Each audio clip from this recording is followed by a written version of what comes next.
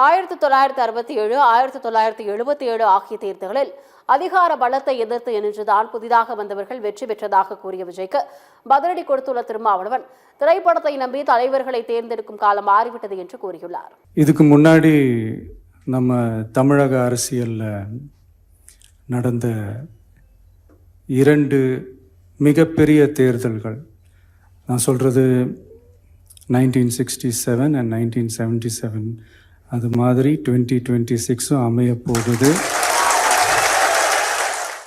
Already தொடர்ந்து win பண்ணிட்டு இருந்தவங்களோட அதிகார பலம், அசுர பலம் எல்லாத்தையும் எதிர்த்து நின்று தான் புதுசாக வந்தவங்க ஜெயிச்சிருக்கிறாங்க.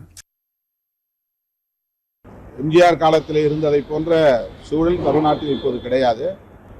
திரைப்படத்தை நம்பி தலைவர்களை தேர்ந்தெடுக்கக்கூடிய மாநிலம் என்று விமர்சித்த காலம் மாறி போய்விட்டது.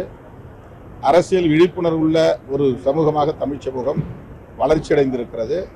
யார் தேவையோ அவர்களை தேர்வு செய்வார்கள். 2026 தேர்தல் அதை நமக்கு உணர்த்தும்.